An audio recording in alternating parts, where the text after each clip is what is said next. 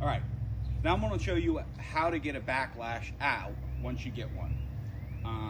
If I can do this, I've been taking a few tries here and I can't get a backlash because of just years of muscle memory and not allowing myself to. So I'm gonna cast and just hit that fence with the weight, and that's gonna cause my spool to keep going. So there we go.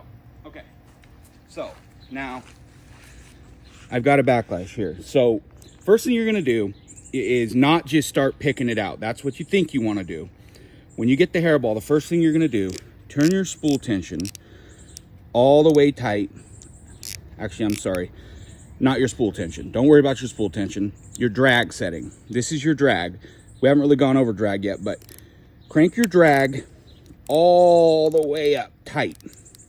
And then what you're gonna do is you're gonna hold your thumb on that spool, press down pretty hard as you can so that the spool turns when you crank it.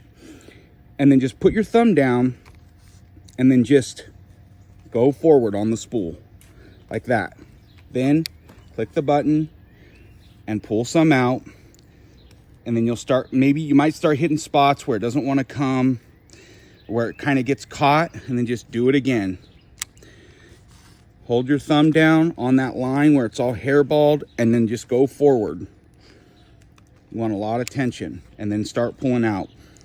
You might hit some spots where you kind of got to finagle it a little bit like that. But most of the time, if you do that, it'll come out.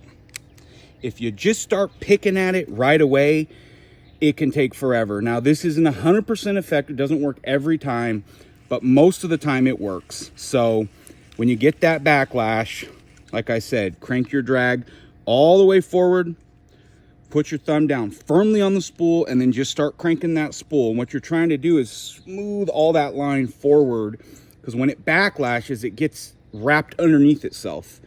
90% of the time, that'll work. If that doesn't work, you're in for a ride, because you just got to sit there and start picking and picking and picking, and hopefully you'll get it out. If you don't get it out, you might have to just cut some of your line and start over. I sent you a full spool of 12-pound test.